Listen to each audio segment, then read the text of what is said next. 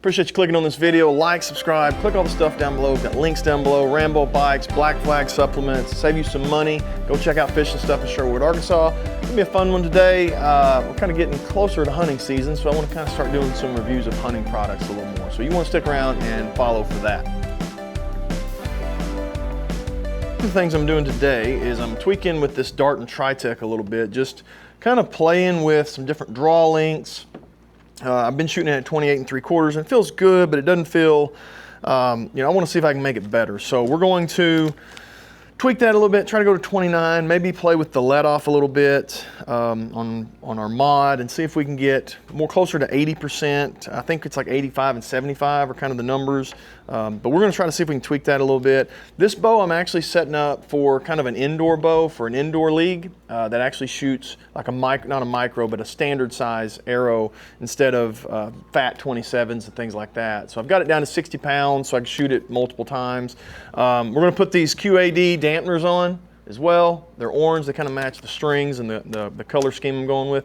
But the main point of this video is we're going to take a talk about the Boonie, reviews, likes, don't likes. I've had it for a while. I do feel like you should put it to the test, and I have put it through multiple Shot 3D events and long range shooting, traveling to 4 different states. So I've shot it a bunch here. I've shot it at indoor leagues. So I've put some time behind this sight. So I kind of feel like I got a pretty good grasp of likes and don't likes, and so we'll talk about that. We'll get in depth on that as well.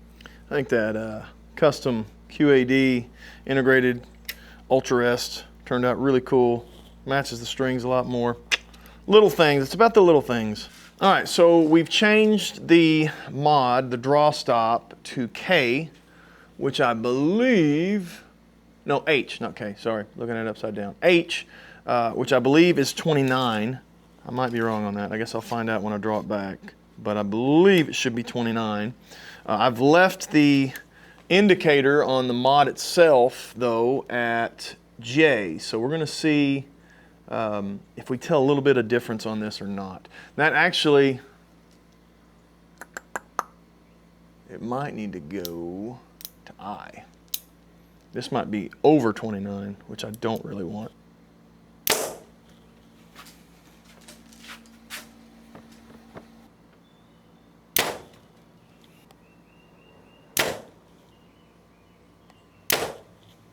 Touch to the right. So we'll make a few clicks, bring this arrow back over on our system up here, and hopefully get that tuned up to a nice bullet hole.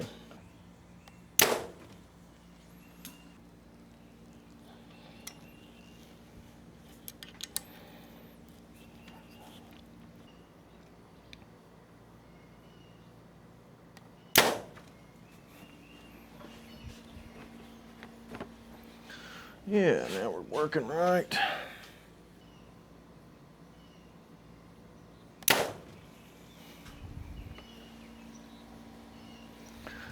All right, just about perfect. Backing out the screws. I should have been going in with the screws. That is some things about the Dart, and again, I'll do a long-term review of the Dart at some point that I wish they could include in their next generations. But you can see the last couple ones here. I guess you can. Bullet holes are at least as good as I consider a bullet hole. Let's see if we can get a 20. Let's see if we can get at least semi-close to where 20 is going to be on this. I've changed everything, so I'm starting from scratch. Just trying to get a rough 20. I'll fine-tune it with actual Vegas faces and stuff at some point. But right now I just want to get close, and then I'll fine-tune it with a Vegas target. Okay, so we're a little low. Still low.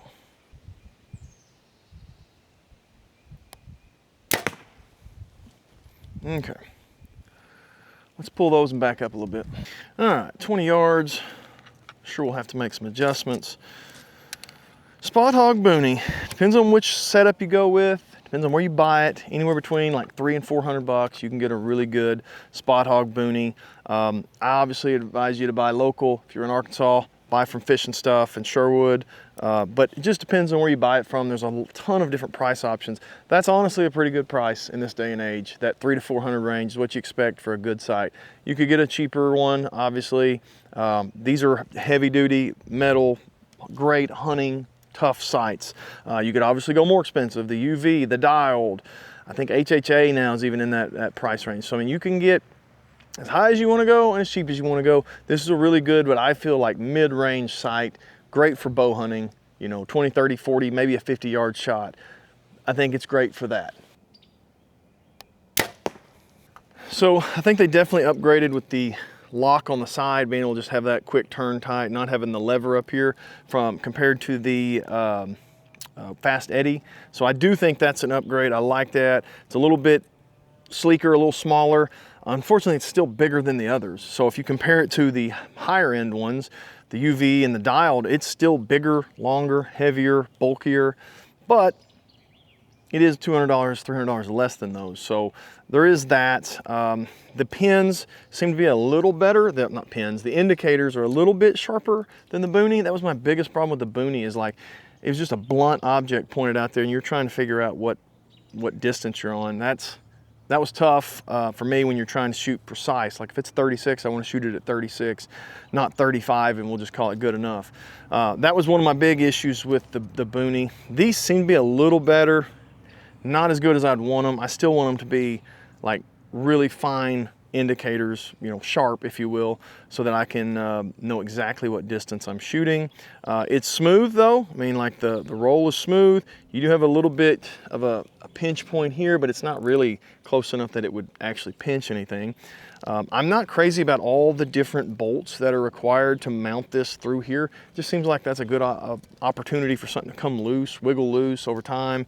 I wish this whole section right here was just one piece. I don't really know what it needs, why we have this whole joint in here, this whole bar, what its purpose is. I'm sure there is a purpose. I'm sure there's something that you can fine tune about it, but I don't understand it. I don't know why it needs to be there. There's this whole glob of stuff here that is kind of extra, it feels like, and that you could just mount this sight on the end of this horizontal axis and move it with this, and then fine tune the whole sight with your first, second, third axis. But for whatever reason, they've got this giant thing here. It's not a deal killer, but it seems extra. It seems, you know, it makes it stick out further. If this sight just went on the end of this axis that you're allowed to move, your windage, it'd be shorter, it'd be lighter, be less crap to go wrong in the future. So it's one thing that I kind of complain about. Pin brightness seems good. I've never had an issue with pin brightness. I've shot it. This is a 10 thousandths double pin. I've shot 3D, tack, stuff like that. Never had any issue with the brightness in the woods being too bright or not bright enough. Another thing I like that on their windage, they put on there like 0.003 inches per click, and they tell you if you're wanting to move it to the right, turn it to the left, which is a guessing game a lot of times. That is something that they all should do. They should all tell you, if you turn it this way, it's gonna move the sight right or left, because sometimes it's backwards. So my biggest complaint, or at least the thing that I had a big complaint about that I thought is worthy of passing on, this lever here that locks your windage adjustment, I, for the longest time, just thought, well, I just turned that windage, so I'm good, and went and shot. And I had a lot of times where my lefts and rights would be different. Like, you'll even see if you go back and watch the Louisiana Shot 3D event I did this year, I even made the comment that, man, on the practice range, I was hitting right, and now I'm hitting left on the course. I don't think this locks it in as good as you think it does. So like, you could still, like, I could actually still move this windage right and left, even though this thing is in the lock position. So you need to take a wrench, put it in the top, and really lock it in once you're set. I think this is just kind of a temporary lock while you're getting sighted in, and then once you think you've got it really sighted in, crank that down. I like the sight rings on the scope housing itself. I think that is a cool way to like know you're centered. Like, you can see that out of the peripheral vision. You don't even have to like actually look and see if you're centered, because your peripheral vision will see that yellow ring and let you know that you're centered on your housing. I think that's really good. That's great. That's smart. Love that idea. I don't love the way you actually put a light on this, because who wants that rod sticking up out here to catch on limbs and stuff? It is what it is. I don't use them very often, if ever use them, but if you were one that needs some light, that's a rough way to do lights now when you can get the dialed and the UV that are like little slim rechargeable packs. All right, so final overview on this, because I'm tired of shooting these UV 1Ks into that bag, because that bag is twisting them up and it's a pain. I really like the Boonie. Now, again, this is my thing. I just went and shot it at 20, and I've got it pretty well sighted in. I'm gonna have to take a wrench and actually lock this in, because that will not truly hold perfect. So I need to give it a little extra crank. It's a great sight. I wish I had the one where you could put the prism on there. I'd love to run this sight with that prism on a Shot 3D or a Tac, where you could reach out and really get some distance on it. But it's a great sight. For the bang for your buck, it's probably one of the best sights on the market. It's gonna last a long time. It's tough. You get good quality with it. It's a good, reputable company. It's gonna be a little heavier than some others. It's gonna be a little longer than some others. You're not gonna have the fine tunability of some others as far as your windage goes. As far as your XY axis, your first, second, third axis, I don't know that you're gonna get the customization and the fine tunability that some of the others have. Like the dial, you've got, you know, drive screws that you can adjust with, so you can really fine tune that. I don't know that you're gonna get that out of this. I think you do get some. I know you do with I guess it's your third axis right here on the end. You can adjust these two screws on the end, and that will bring your housing in and out, whatever axis you want to call that, first, second, third, whatever. But I like the sight. I'm going to hunt with it. I've hunted with the Spotthog Fast Eddie for a long time. I think the Boonie is going to be a great sight. They've made it smaller. They've made it better. Are there some more things you could do? Absolutely. But it's a great sight for the money. I think you can't beat it. Go check it out if you're looking for one. Check out Fishing Stuff in Sherwood, Arkansas. RamboBikes.com. Use TripleRwoods at checkout. It's time to start getting some cameras out, start scouting a little bit. So you'd rather be riding a bike than hiking miles back into the woods. So check those out as well. If you're into energy drinks, hydration supplements, creatine, check out Black Flag. Use TripleRwoods at checkout. Save yourself 20%. Appreciate you guys. Have a good one. See you at Shot 3D or Tac coming up soon.